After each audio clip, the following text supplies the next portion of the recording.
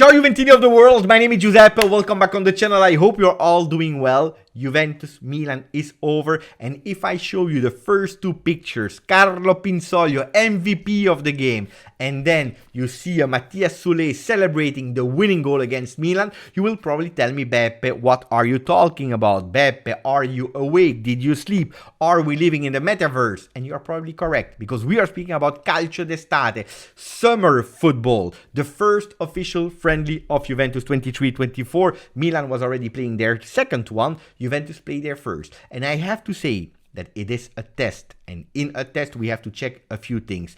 Condition of the players. Are they communicating to each other? What did they do well? What can we improve? Are there things to improve? And I can already anticipate you, absolutely yes.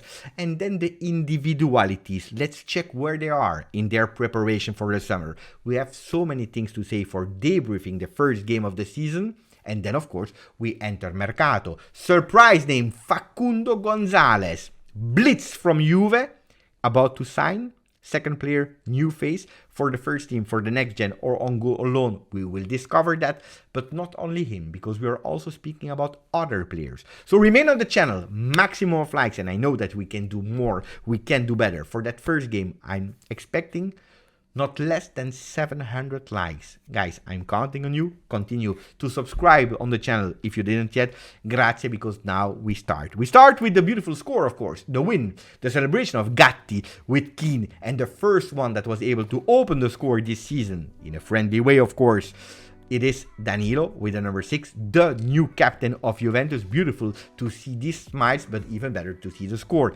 Even if the score in the summer in the friendly is absolutely not the priority. You know what made me really happy?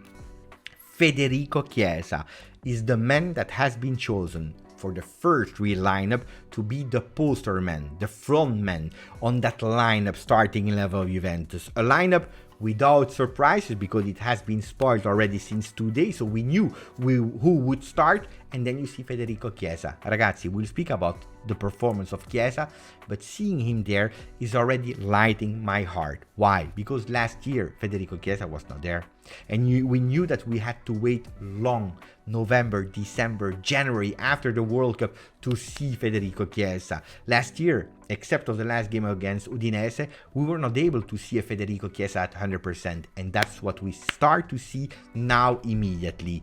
The second thing that makes me happy is that we saw some beautiful things. The first thing is the lineup, the first lineup. Szczesny into the goal. Danilo, Bremer, Federico Gatti, the starting defense of Juventus 23-24. A midfield of 5 men. Curiosity for Weah, curiosity for Cambiaso, curiosity to see if Locatelli would have been able to play a bit more for himself, or if he would have gone again like he did in the past, sacrificing himself for the team. Miretti and McKennie, a midfield of 3 men that will absolutely not be the one that we will see against Udinese on the 20th of August. Federico Chiesa, a lot of curiosity to see him playing in that 3-5-2, in a role where I said a few days ago, I really believe he can do super well. And I believe he's not even conscious, he's not even aware that he can do really well. We start to discover that he can do it. Behind the Moiskin, nearly starting 11 for Milan, with a really dangerous left side, Theo Hernandez, Rafael Leao, physical strong midfield, Thiaw and Tomori, but also curious to see other players like Pulisic that was really dangerous in the first half. What did I appreciate? What I didn't like? Well, what I didn't like immediately were the first 10 minutes of Juventus Milan. With Juventus, in the first 10 minutes, we were all thinking, they are back to 2022. Difficult Juventus. They didn't enter the game. They are playing low. They are giving too much the ball possession to Milan. It was really difficult to see, and it was quite worrying after the first 10 minutes. Before Juventus starting to wake up and to enter the game. Probably they needed these 10 first season to realize it's not 22-23 anymore. It's a new season. We are starting with 0 points like everyone. It is a friendly, and we have to show a lot of things. A lot of things that Max Allegri, the coach, told us to do. Like I said in yesterday morning video. Velocity of the ball. Velocity of movement. Velocity of touch. we saw these things after the 10th minute on. A difference with Juventus last year, we played well for 10 minutes and then we disappeared for the remaining 80. Today we did the reverse. We didn't play for 10 and then we started to be back. A Juventus that was much faster with velocity, but also with a lot more intensity. Intensity on contrast, and it's not a mystery that we made more fouls than Milan did, and that's important to let them feel that we are there. Intensity off the ball, on the ball, in kind of moments where we were really pressing. I saw that. I saw also some offensive pattern, not yet the one that we are expecting, not yet at the level of winning the Champions League of Serie A, but we are already thinking about more offensively. Some counter-attacks that we were able to manage until the end and not like last year. So I saw some beautiful things, but we were also asking two other things: concentration for 90 minutes and pass accuracy, controlling the ball. Two things that in the game of yesterday, even if it's a test, even if it's the first game, we didn't see for the entirety of the game. I already told you, concentration for 90 minutes, no, because we were already missing the first 10. We didn't enter as we wanted to enter. We were absolutely not concentrated on the set pieces and we conceded 2 goals. We will come back on the individualities. And also pass accuracy, again, less than Milan. Again, with some communication from a Szczęsny, a Danilo, that were absolutely not perfect. We are expecting from these leaders that are showing the example, that they are always there with their head. So, things that we have to do better: set pieces, concentration, pass accuracy, controlling of the ball. We need to grow, we need to do. If now we go towards something that I was really curious to see, much more than the result of the game, was the average position of our players. The first indications, where are we, what are we doing? And if you are looking at that image, I hope you will love it. Let me know in the comment, because we see a Timo Weah that played a bit more than one half. He played like 55, 56 minutes, and Cambiaso that played one half. Both players are above the midfield line, and that's great, because last season we always saw that Kostic was a bit more higher, Cuadrado was a bit more down. Now we see two players that are up. Not only in non-possession, they were tracking back to support the team.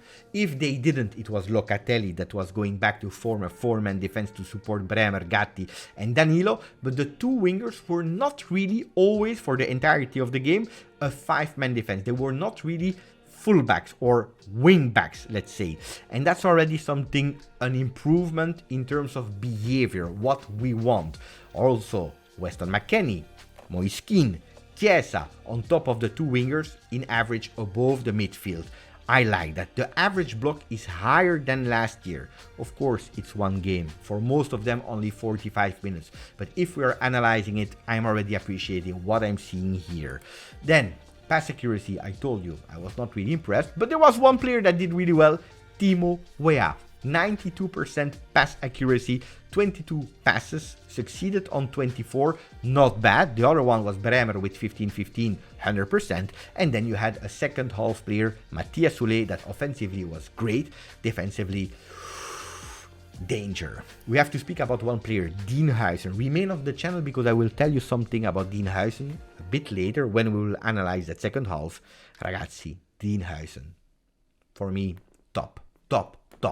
But let's speak first about Timo Weah, the big curiosity, the new face of Juventus. What impressed me from him? Offensively, great. Already ideas, already communicating, and with Weston McKennie, that for me was absolutely not great. So Weston McKennie, I want to put him with the flops of today. Not in great shape, not in great physical condition. The Weston McKennie that if we wanted to bet on him or maybe giving him more chances, he flopped it. But Weah communicating there on the right side of the field was absolutely great. The pace, the velocity of a guy that I was missing, with probably an older, ancien Cuadrado that went to Inter that couldn't do it for 90 minutes. Well, that guy with that velocity, mamma mia. At a certain moment, maybe because I was not still really awake, but I couldn't follow with my eyes. It was so fast, but really fast, burning all the Milan players. I believe that we have a solution there. Less crazy, less dribble, less skills probably than a Juan Cuadrado, but he can be dangerous. At the moment, and at the third, he's crossing low, as we analyzed a few weeks ago. Chiesa could have scored on that fantastic assist from Timo. He should also think about crossing high. But that's things that will come. Defensively, not an easy game. Theo Hernandez and Leao on his side, he had to pay attention. But he did not bad at all. Not bad at all. Even if Pulisic, when he was going on that side of the field, sometimes he was creating some troubles. Where is music for Juventus? Are the words from the coach of USA, Per Halter, that said he will bring joys, good vibe, positive vibes, smiles at the rhythm of hip-hop. I don't know what it means, but if he can bring us victories and smiles, I'm happy. Anyway, we will enter about Mercato in a second. Let's continue. The other side, Cambiaso, not as shiny, not as surprising as Wea, but still a solid, beautiful performance. But the Cambiaso that will have to fight with too many left side player, a Kostic, a Kneeling Jr., an Alexandro, a De Sciglio when he will come back, a Danilo that can play there. We have too many players there. The performance was good, was really good. Well, he actually played better than Kostic, to be honest, in that game. He needs to do better. He needs to do more if he wants to be reconfirmed, but I will absolutely not qualify him as a flop because he did quite well. The joy, of course, was Federico Chiesa. Beautiful dribbles. I told you we would come back on his performance that a lot of people consider it as one of the MVPs of the evening. Every time that he has the ball, you know that he can create danger, that he can be dangerous, that he can invent something out of nowhere. He tried on that pass of Timo to go on target. He missed it for this. Could have been more precise, needs to be a bit more clinical, needs to work on his decision making at some times. But ragazzi, seeing Federico Chiesa with a smile, seeing him there, I'm happy. I'm happy. Federico Chiesa is back from the beginning of the season and he can be one of the real changers of Juventus. I don't want to speak too much about Chiesa because you know Chiesa, I know Chiesa, we all know Chiesa. Miretti, another one that I want to promote, mamma mia.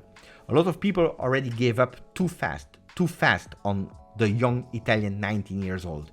Miretti showed some moments of brilliance, some God moments yesterday with some dribbles, with some decisions that were really great. Still was not able to score, but the Miretti, fantastic. I really appreciate the only creative offensive midfield that we had yesterday, starting from that left side of the midfield, going up, understanding when to go up, when to do the right thing. Miretti, I don't know if he will go on loan or not to play with continuity, but it's a player that I'm happy that I didn't give up on because I think that the player has a bright future in front of him. Players from the first half that I didn't like, Gatti, probably because of his stature, because of the physical big player that needs to go in shape, but the 2 goals on set pieces are on him. 90% are on him. The first time he don't watch or he's not aware that Ciao is coming from the back and he's remaining totally static, not jumping, watching only the ball, on him. Second one again, Ciao anticipating for that assist with a header to Olivier Giroud that Miretti is keeping on side. Gatti needed to do better, especially because I'm expecting that the 3 men in defense, they are showing me solidity. And if on set pieces you concede 2 goals like that, I told you about Locatelli, again, sacrificing himself too much for the team, going back, playing too much defensively. Supporting the team is great, but it can't only be that, because when the few times that he's thinking offensively, you see the class of the players. And I'm a bit sad about that, because I'm sure he can do much more, but he needs to work with the coach to understanding if he is allowed to receive a bit more freedom. First half, well, Weston McKennie, I told you, didn't appreciate his performance. The people that I would have loved to see were Fagioli and Rovella. Fagioli will not travel to USA, not even for the last game against Real Madrid. He will stay in Torino, continuing to train there, but unfortunately, Rovella, that I really wanted to see in that position of Locatelli, muscular injury. And it's a pity, because the guy has so many skills, so many talents. Unfortunately, not able to show them. Not able to show them. Muscular injury will go back to Torino today. It is what it is.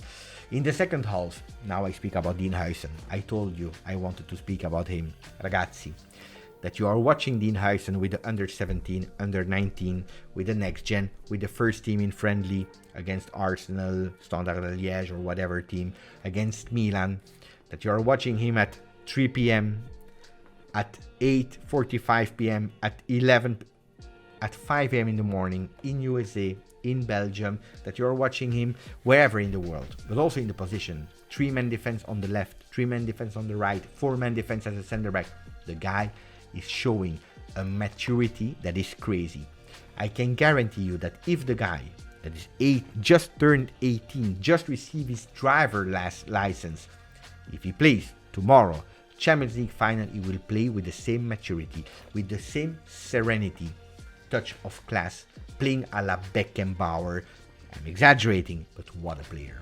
If there is one magic card, you know, that free pass that I want to give to one of the youth players that we saw to be permanent with the first team, it would be Huijsen. If he's guaranteed that he can have some minutes, I would give him to Huijsen. What a player. What a player. A veteran from the defense that played quite well as well as a backup was Rugani, that is still showing that we can trust him from the back. So I really appreciate his performance. Nicolosi played as well, really well. Smart player, intelligent player. I told you the injuries slowed his career, but you see the touch of class of the player. He played quite well for me, according to me. Kenan Yildiz a bit in shadow, a difficult moment when he entered. He was also the only one that never played with Juventus, because Huijsen already played a friendly, Nongue, Soule, a lot of them already played with Juve or friends or official games. Kenan Yildiz was his first real game. I'm expecting a bit more, but I don't want to put too much pressure on him. Calma. For me at the moment, he's a fantastic perspective, a fantastic promise, a fantastic talent. Not too much pressure. For me, he's not ready yet for a first team player. Even if he can give some support in some games, he will do it in the future. Not yet. Huijsen, Yildiz at the moment, Huijsen is much further in the maturity. Players that disappointed me, Alexandro, I don't want to speak too much about it, but difficult game for Alexandro, really difficult game. A player that I would have loved to see is Vlahovic. Vlahovic, that a lot of time we spoke about him exit market in another team, Chelsea, Paris Saint-Germain, Bayern Munich. Gazzetta dello Sport is giving us good news, and we are entering now the Mercato video, so remain there if you want to know about Mercato, because apparently there are some voices that are saying, according to Gazzetta dello Sport, that are thinking to keep Dusan Vlahovic at Juventus, working mentally with him, with his buddy Gatti, that is his personal coach, mental coach in the locker room, but also with the team mentally to bring him up at his confident level, but also tactically, even in a 3-5-2, because we want to play differently, a bit more vertical, a bit more in the spaces, so that he can again blow up and he can play again at his level. So let's see if we will be able to work on that news. At the moment, he's still suffering a bit of growing pain, but he's training.